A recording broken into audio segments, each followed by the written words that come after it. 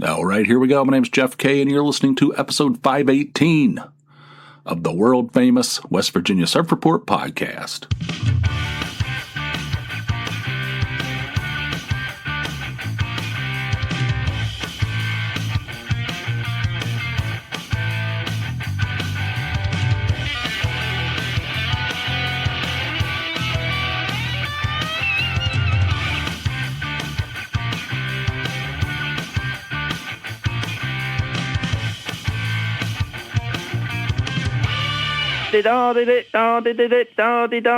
Sitting in a weirdly lighted bunker right now.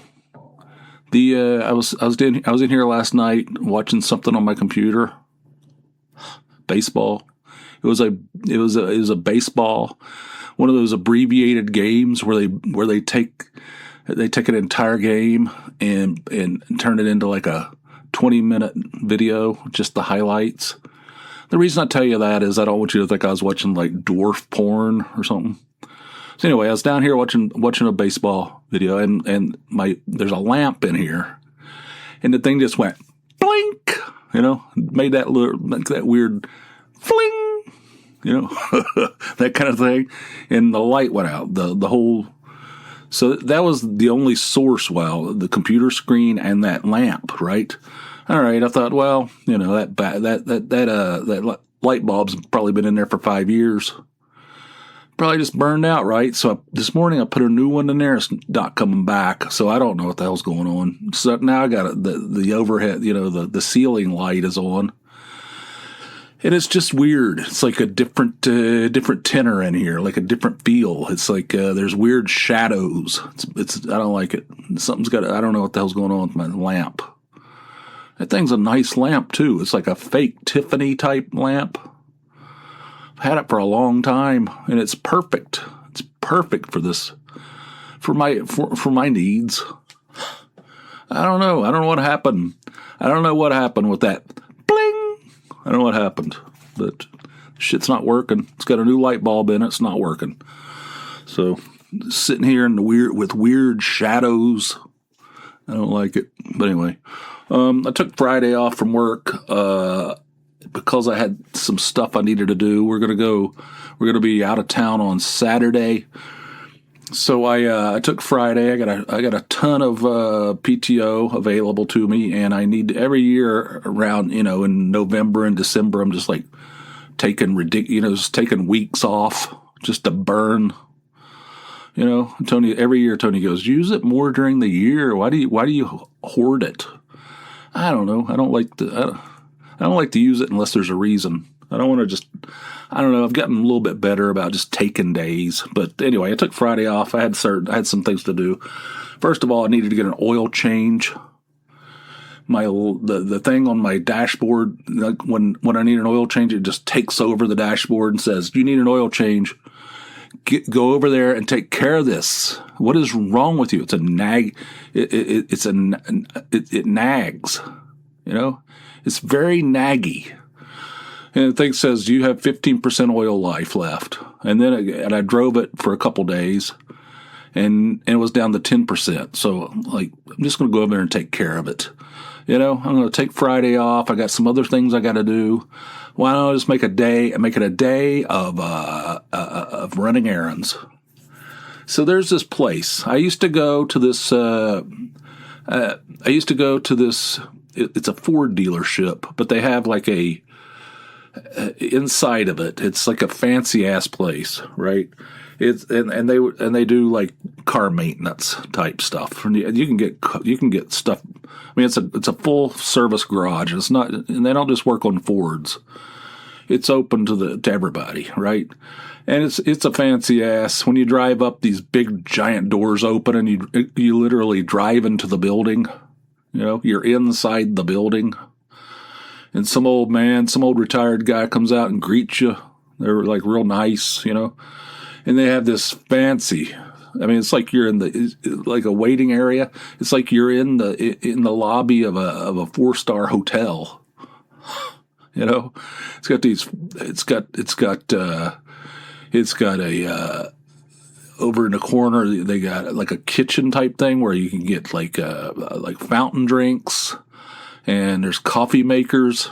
It's all free. There's wicker baskets sitting around with bags of chips in it, free. Got these big, nice upholstered chairs, huge TV in there. It's like being in a hotel, like in the lobby of a hotel. And they used to be really cool. And I like going over there. So they weren't fast, but you go over there and it was, it wasn't bad. You sit there and watch whatever's on TV and drink some free soda, snorkel down some Fritos if you're in the market for that kind of thing. And then they come out and say, all right, you're ready. And that's it. But now, but they sold. The original company sold out to another company. And ever since that happened, it's all different. And now they come out and they try to scare you, try to upsell you on all kinds of stuff. And as soon as that shit starts, I'm out. I'm out. Like, the last time I went in there, the last couple times actually, they said, you need a new battery. I said, what? I said, I've had no problems with my battery whatsoever. Well, you need one. Like what? Based on what? Well, blah, blah, blah, blah, blah, blah. You're going to get stranded. The last time I was in there, they said, you're going to get stranded along the highway. I don't want to see you get stranded. They're trying to scare me now. I said, that's it. Never again. I'm never going back in there again. And I haven't been back. That place, oh my God. When they start trying to do that, I mean, they ruined it. It was a great place, and the snacks are gone. I might add, they still have the soda, and they still have the coffee, but the wicker snack baskets are gone, and they try to pressure you into buying shit. It's irritating. Oh my God, screw that. You can go to hell, as far as I'm concerned. Sorry, I get passionate about, it's like, what the hell, God. So that's happened to me multiple times. I go to these places, and they change either ownership or a new general manager comes in, and it just goes down and they're just trying to like squeeze every nickel out of everybody by trying to scare them, manipulate them. I'm out. So I went on the internet. I did a search for. Maybe I went on Reddit or I don't remember. But anyway, I did a search for local garages that are, are highly rated, right?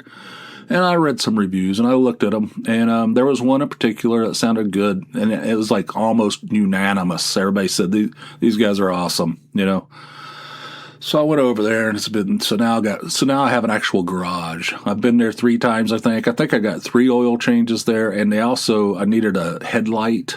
I was sitting at Sheetz one night, sitting there eating, right in front of the building, and I could see in the reflection of the glass in the building that one of my headlights was out. I had no idea. I'm surprised they didn't get pulled over, but so I went over there, they put a new headlight in for me. And I think I've got 3 oil changes there. So that place is awesome. And it's a great feeling when you have an actual garage. Do you have an actual garage? Because I don't like that whole when you don't have any place to go or you don't trust them.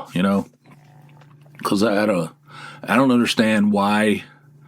Like, how is that good for business? Like, it's not. I guarantee you, I'm not the only one. You start doing that high pressure crap, I guarantee you, there's a substantial amount of people that are just going to say, I'm out. I'm not doing this anymore. You can take that high pressure shit and stick it up your ass, because I'm not. It irritates me. But now I've got an actual garage. I went in there the other day. He goes, how you doing, buddy? I said, good. He goes, what are you looking for? Or what do you need or something? I said, oil change. He goes, all right, we'll take you right now. Took care of, I was probably there for 15 minutes. I'm not even joking. And it's like, it's not one of these like Valvoline things. It's like, one of those things. It's not one of those ones where you drive in. You know what I mean? This is like an actual garage. And they took care of me like so fast, and they do a good job. They don't try to upsell you a bunch of crap, and they're cool, and the prices are, I'm not going to say they're cheap, because nobody's cheap, but they're right in the same neighborhood, and you don't have to worry about it. So it feels great when you have a garage, or at least I feel great when I have a garage. I trust them. It's weight lifted. Because, we have a bunch of cars. Between the three of us, we have three. And, we need a garage that actually you could trust, right? Am I wrong? Of course I'm not. After that, I went to Wendy's for lunch. I don't go to Wendy's very often because we don't really have any near us. We have one that's sitting there empty, never opened. It's a brand new one. It's right near our house. I don't know what the hell's going on. But anyway, we don't actually have a Wendy's in our towns. And the one near work, closest to work is pretty far. So but I don't go there very often, but I like Wendy's. I like it. And so I was over there in that neck of the woods, and I went in there, and I don't know what the deal is. I don't understand. I don't know. I mean, the workers in there are, unmotivated. Couldn't give two shits. They're rude. They apparently don't have the energy level to even lift their feet off the floor. They're shuffling around. Just like they move like they're underwater. They're not. They don't welcome you. They don't say thank you. It's just And the one out near work, it's the same way. It's the same situation. In both, the one out near work, there's like some lesbian woman with a mullet. She's the manager. She's the only one that has any kind of life, a little spark, a little pickup in her step. But the workers are like, they couldn't care less. Literally couldn't care less. They're just terrible, terrible. And everybody's like, well, you pay them minimum wage. Are you shitting me? These people make like $18 an hour. Like, what the hell? The pay is so, ridiculous for what they do. They don't do it. As far as I can tell, they don't do anything. They're doing the bare minimum, literally the bare minimum.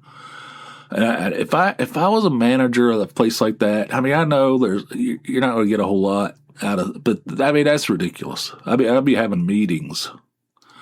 Be having a series of one-on-one meetings. But I went in there, I ordered, what do you call it? The Biggie bag. You get 2 Junior Cheeseburger Deluxe, French fries, and a sody for $8. So that's what I had. It was all right, I guess. Whatever. I was just disgusted by the staffing in there. Yeah. It feels like other fast food. I know not a lot of them aren't very good, but it feels like those 2 Wendy's in particular. Is there something about Wendy's? Is it a terrible place to work? I don't don't know.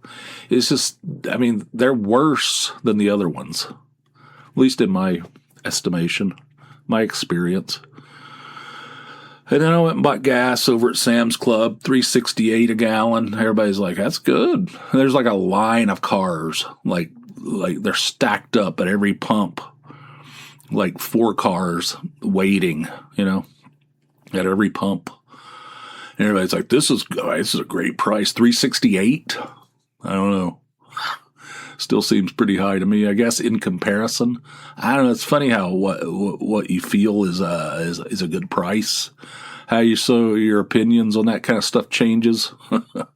It's like, I guess, compared to recent history, I guess that's pretty good. But I don't know. It's pretty damn high, $3.68.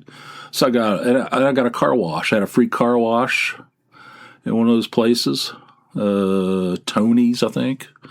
They gave me the Works. It's that one where they blast up from the bottom and all that stuff.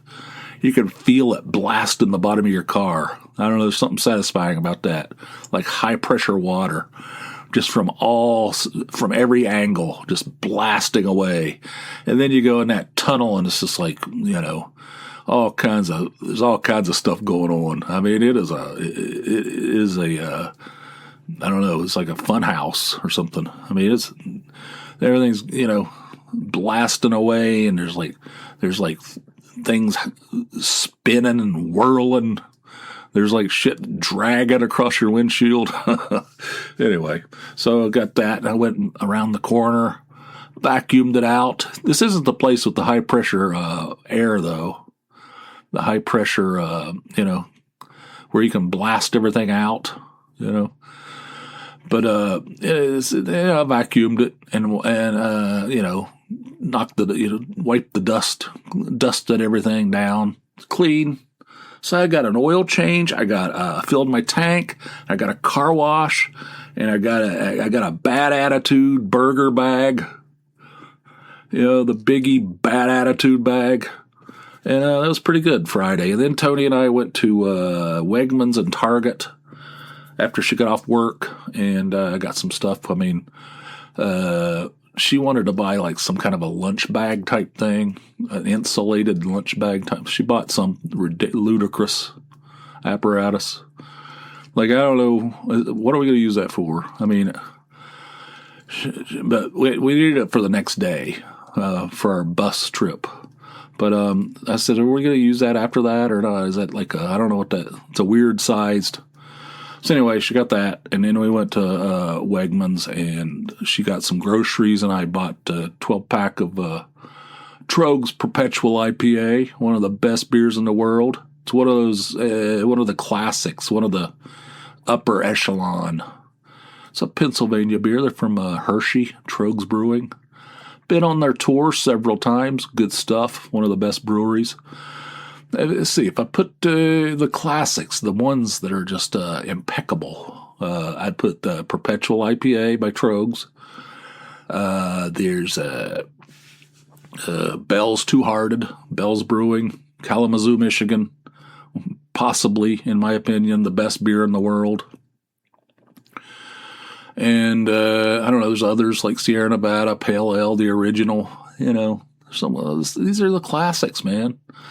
But Trogu's, I got the Perpetual. Tony got some groceries, and we went home and then had dinner.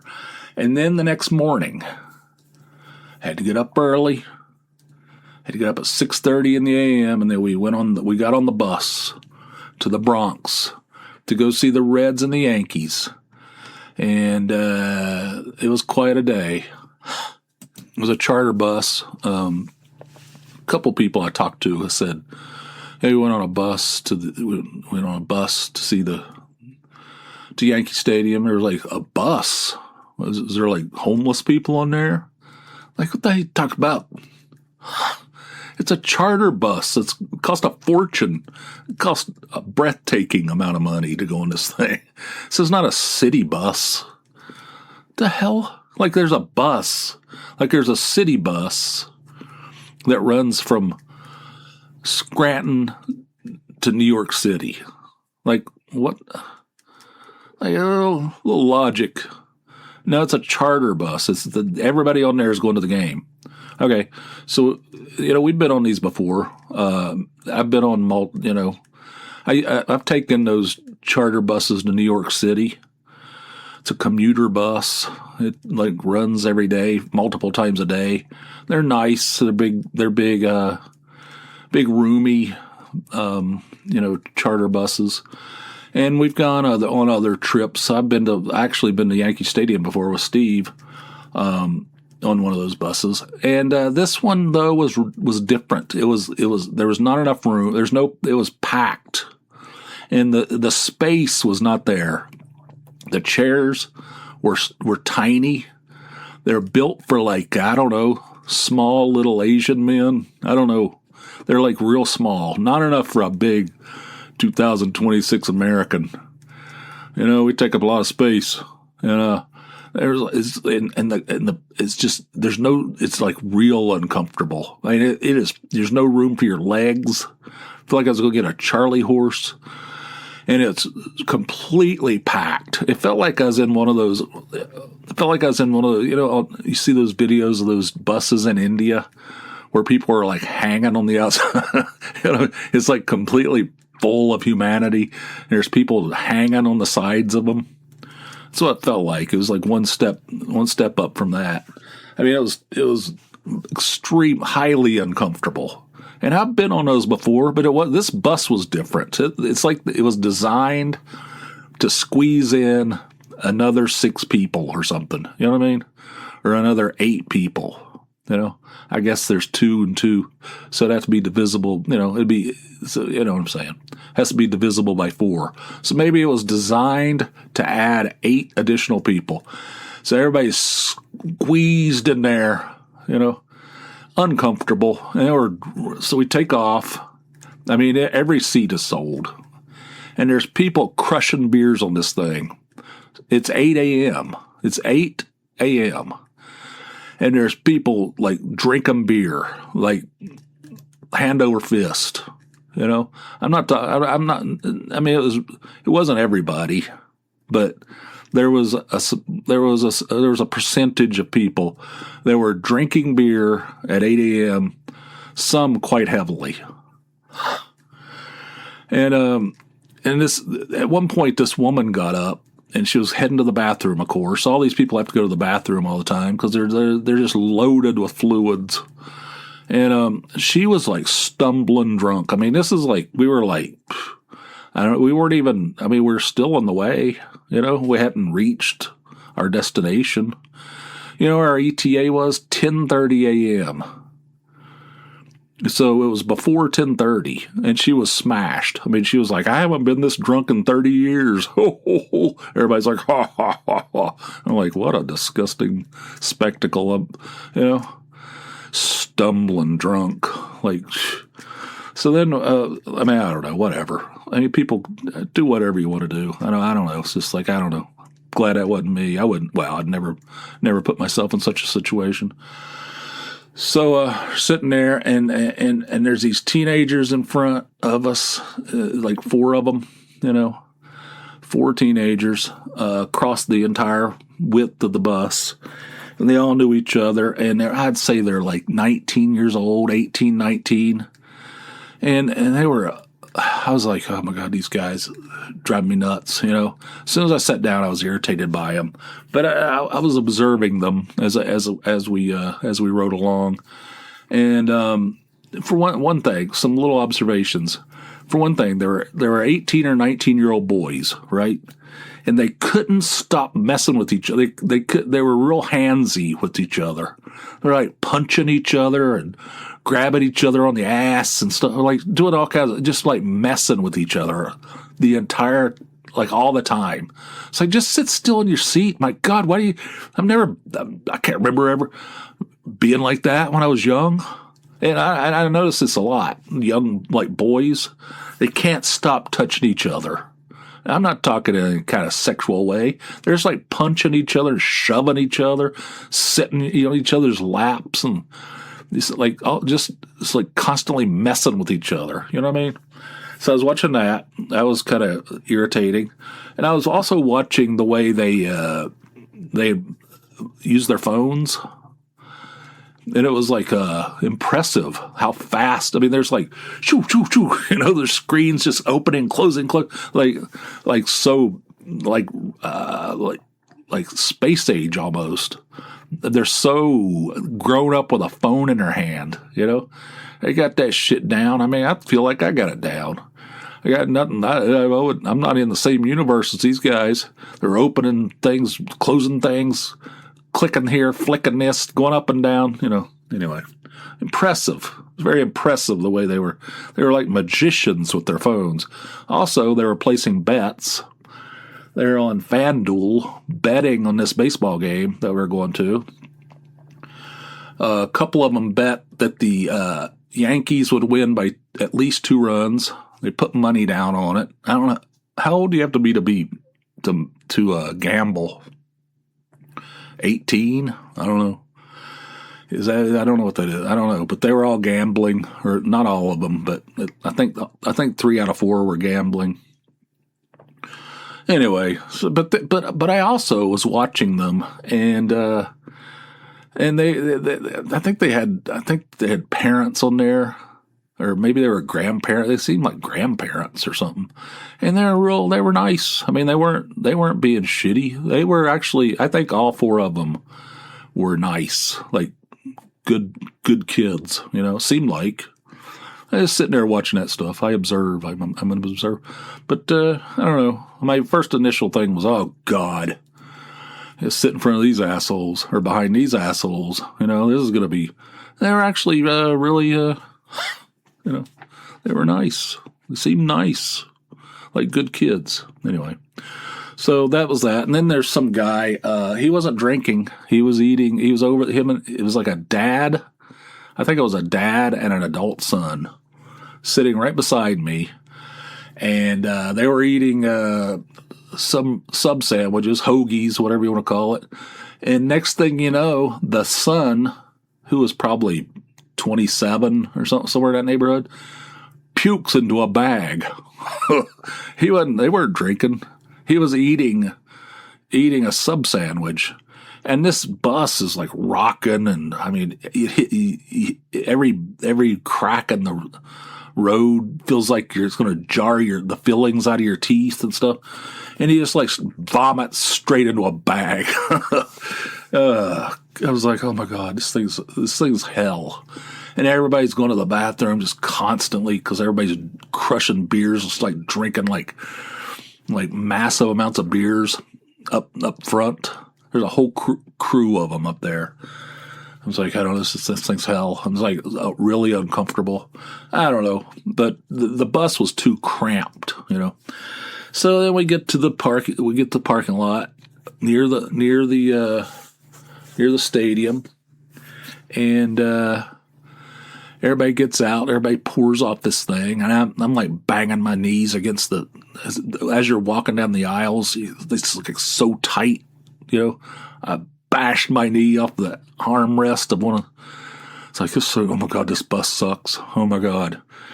And we get off, and everybody's drinking. Everybody's out there. It's like tailgating. Well, half of them went racing towards the stadium because they had Aaron Judge bobbleheads. First 18,000 through the gate. And when we were driving up, we could see there's like a line all the way down the street, around the corner. I mean, this is at 10:30 a.m., 3 hours before first pitch.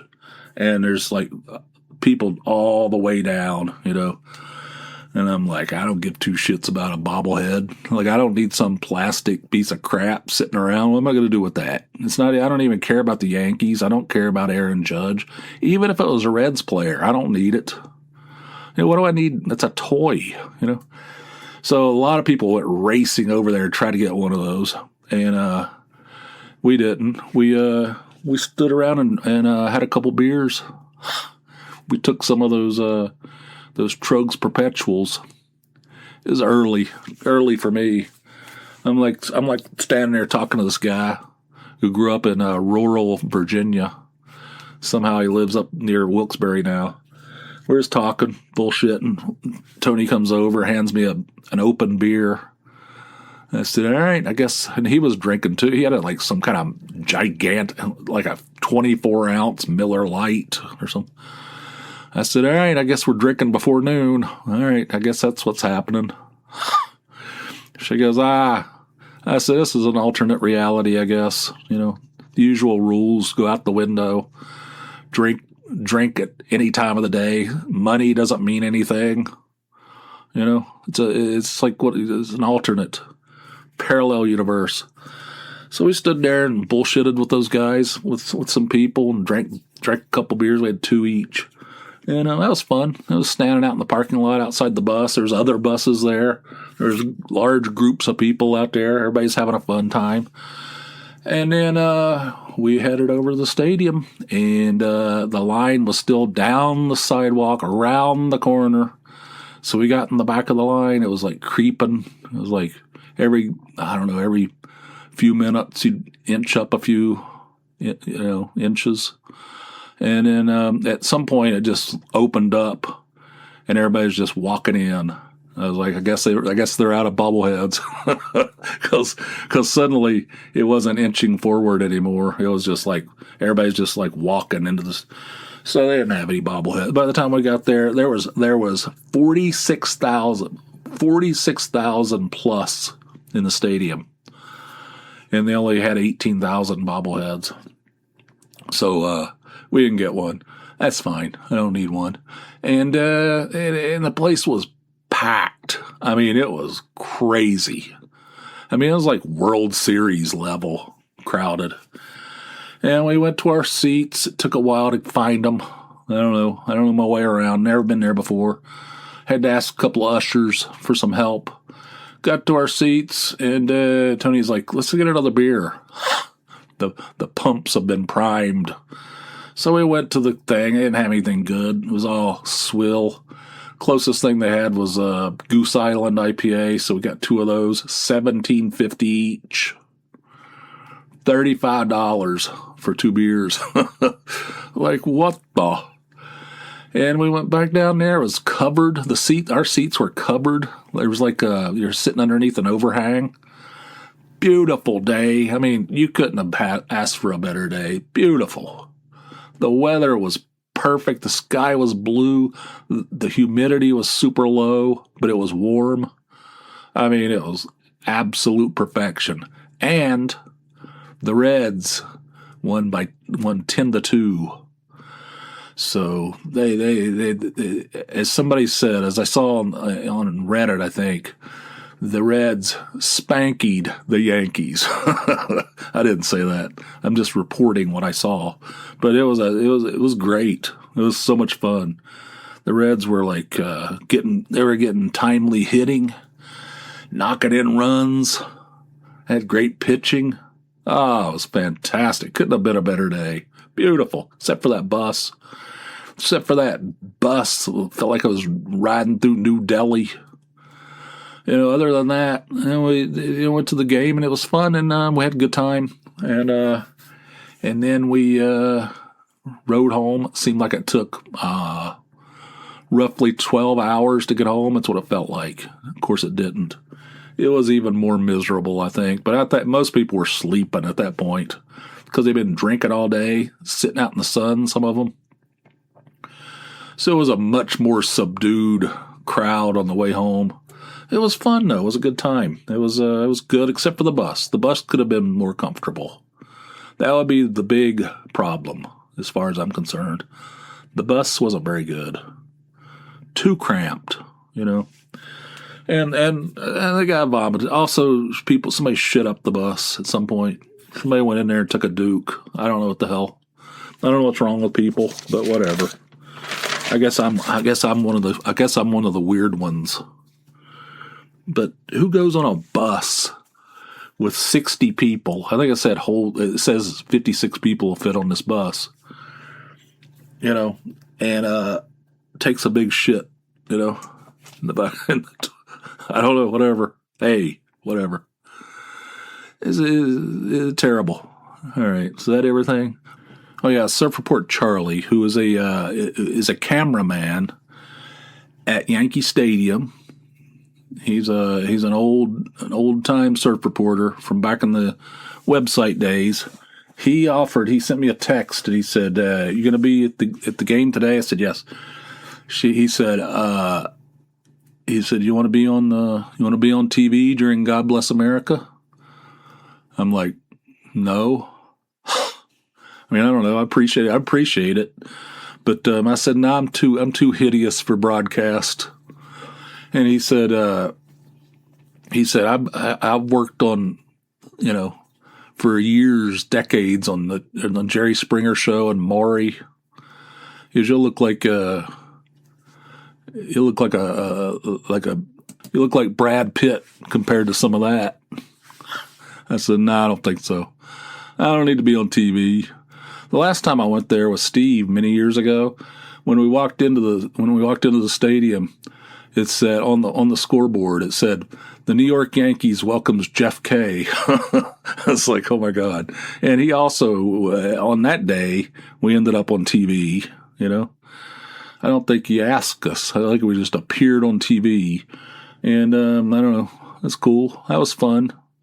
But if you ask me if I want to be on TV, the answer is going to be no. If I just appear on TV, I don't know. I'll roll with it, I guess. But he asked, I said no, and that was it. I appreciate it, though. I do appreciate it. That's cool.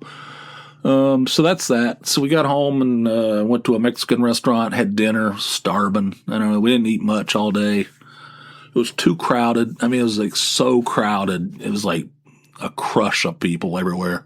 It's like I don't even want to get in line. Those lines at every concession stand was massive, so didn't eat much all day. We had a sub sandwich outside the bus before the game. That was it. So we went to this Mexican restaurant, some good food, and that was it. So it was I'd give it an A. Well, I'd give it an A minus.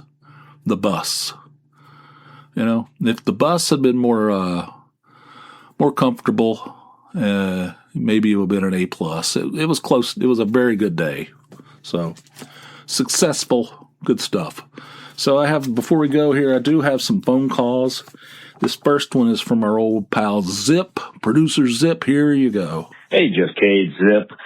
I was just calling in response to your commentary on 1970s sitcoms.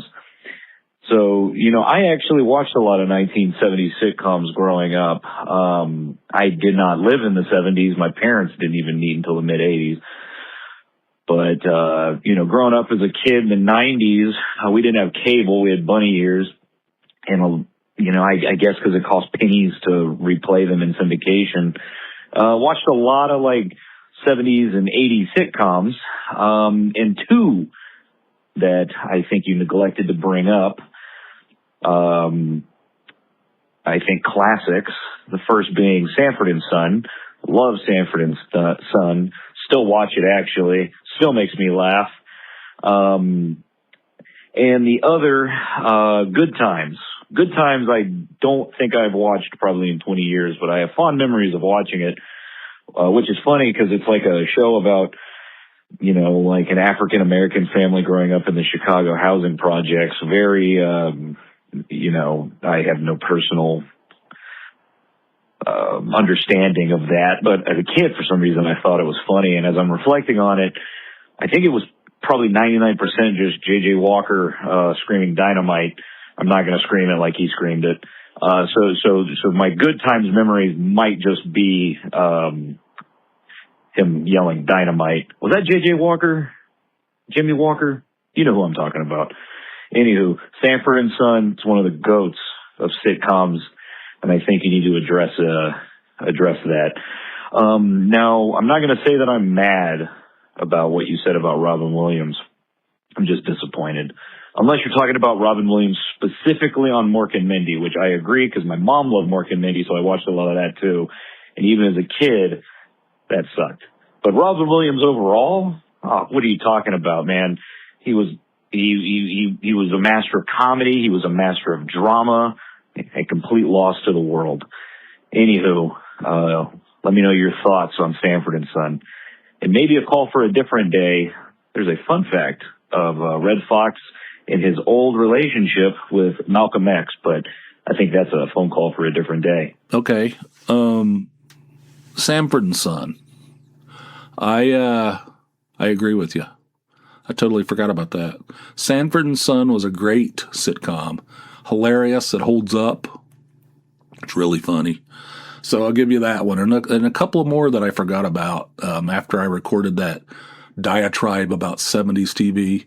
A couple more good ones that I forgot about is the Mary Tyler Moore Show. That was a good. That was excellent. And the original Bob Newhart Show. That was good. Those two were good too.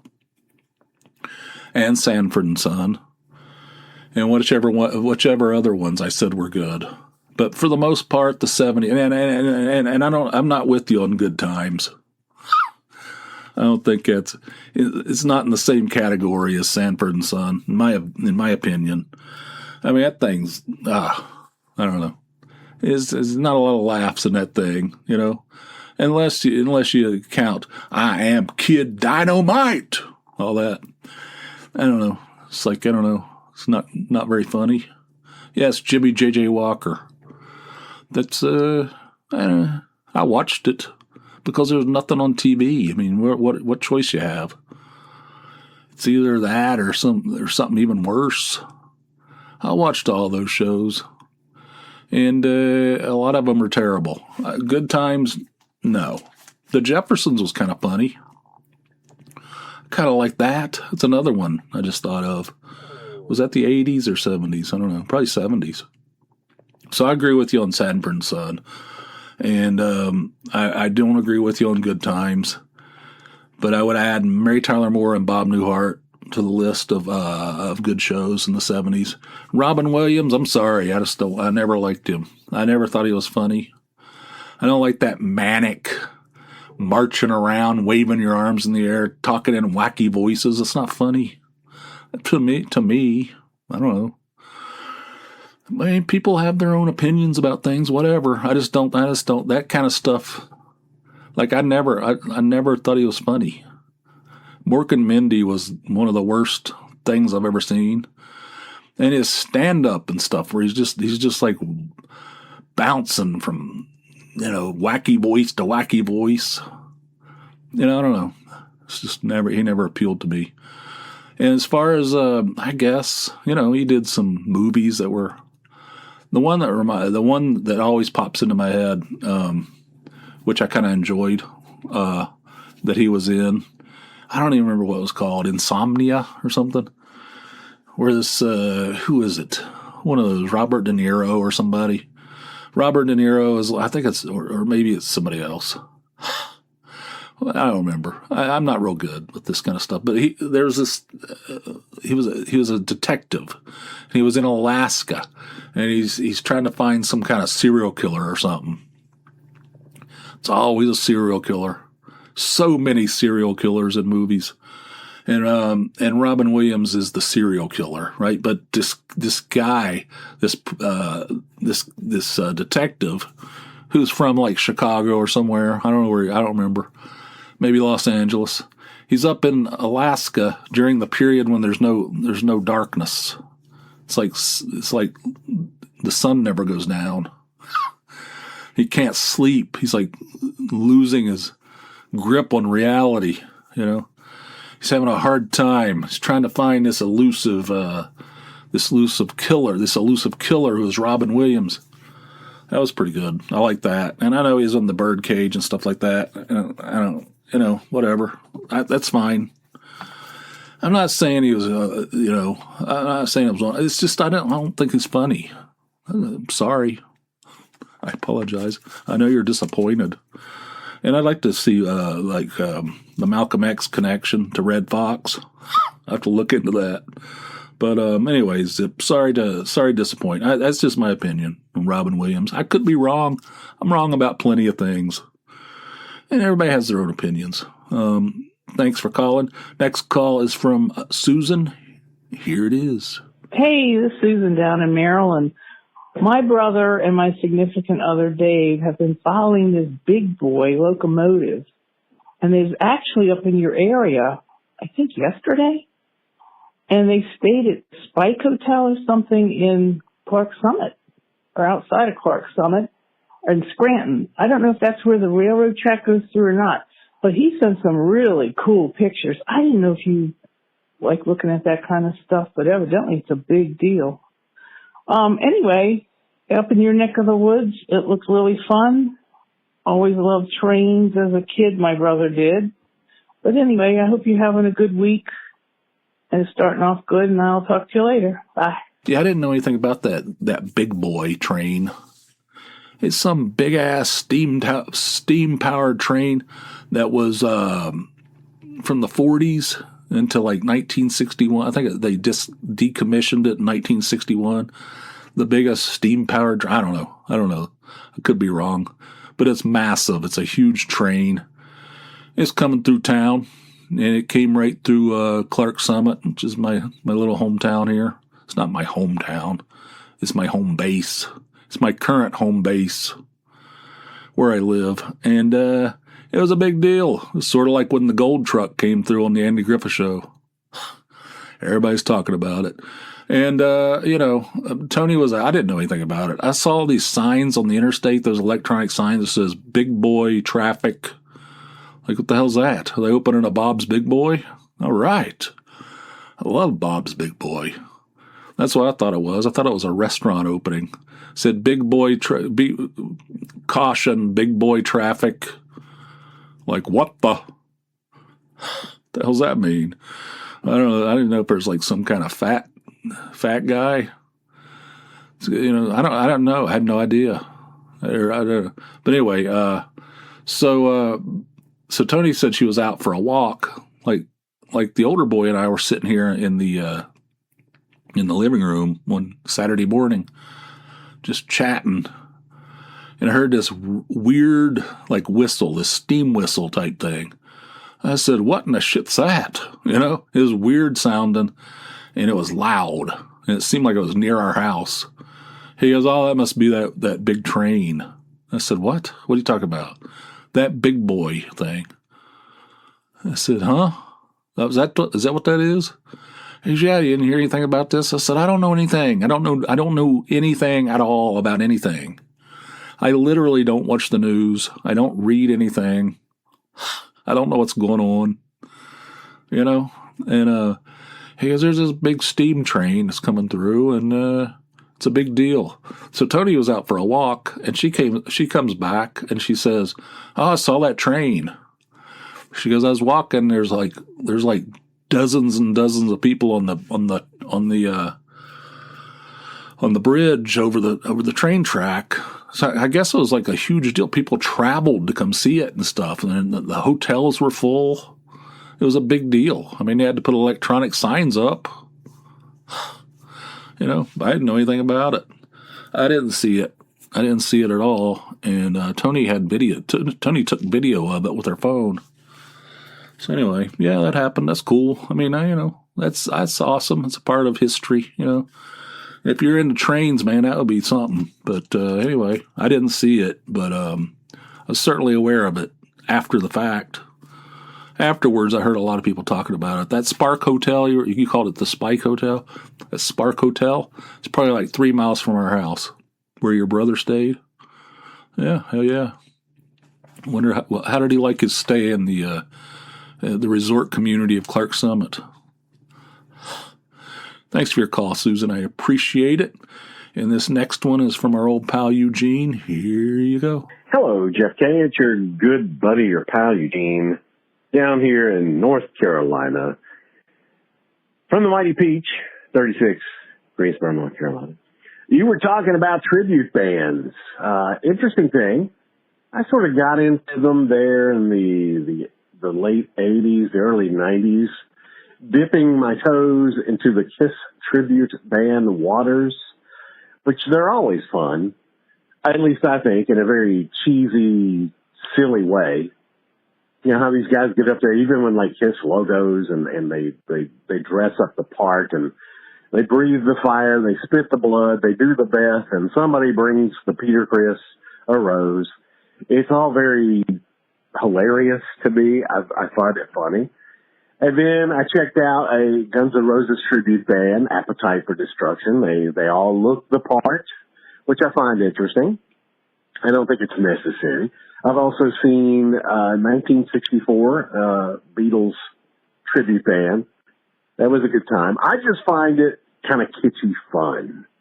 I have not seen a tribute band in well over a decade.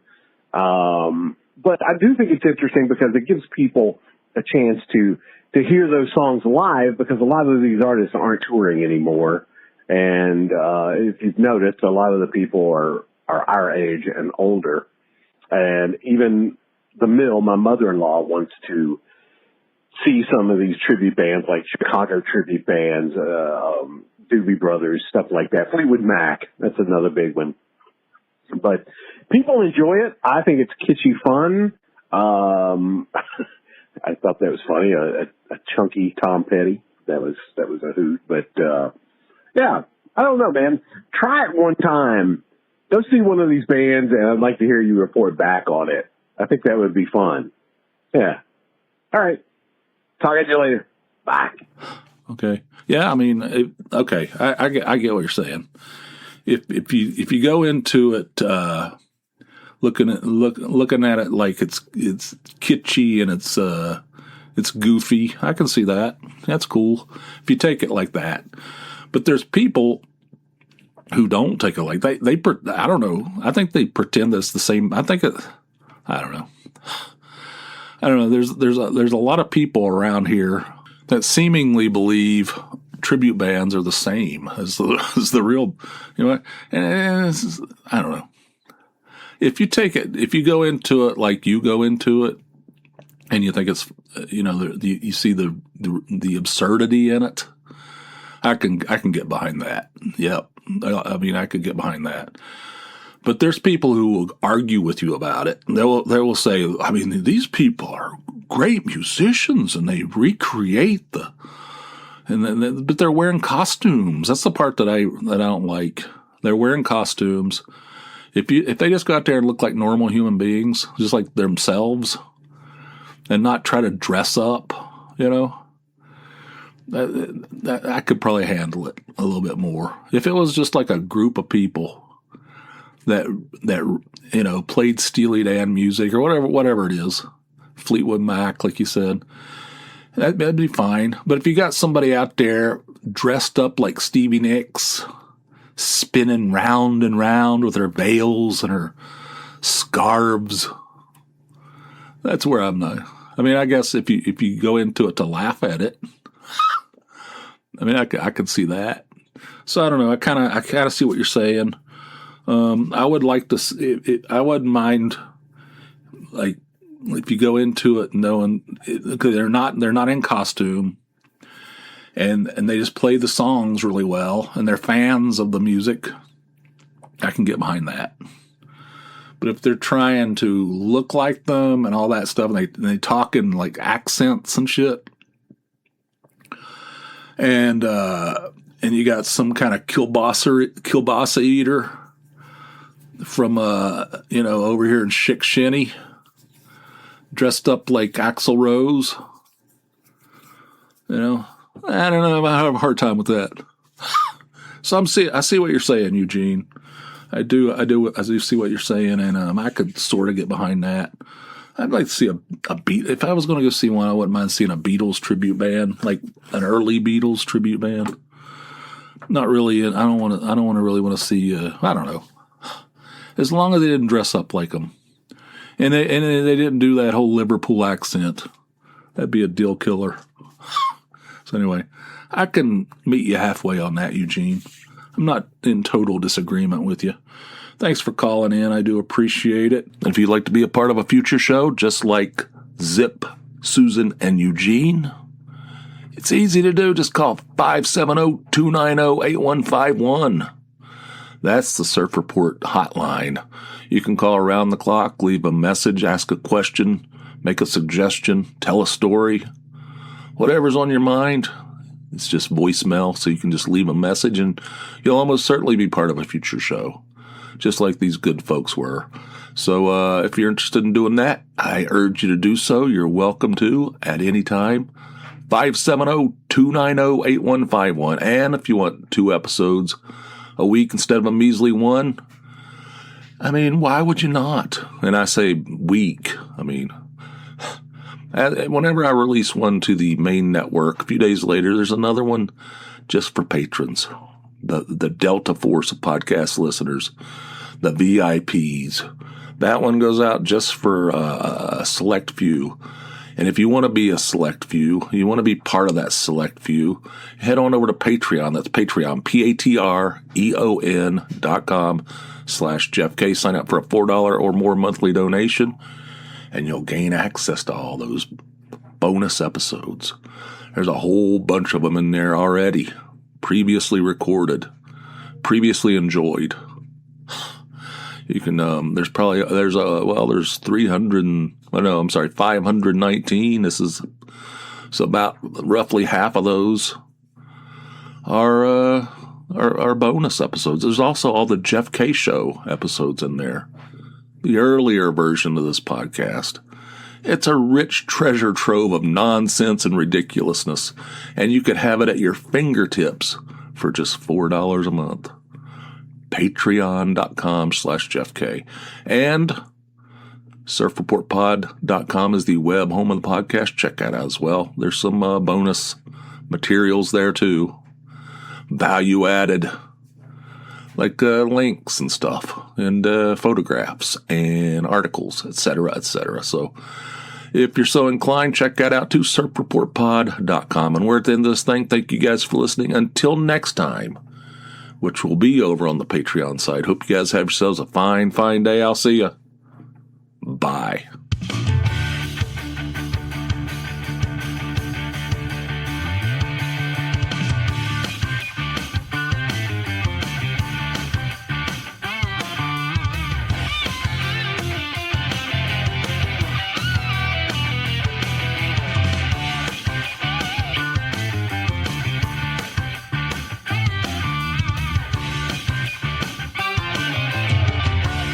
The wicker snack baskets are gone.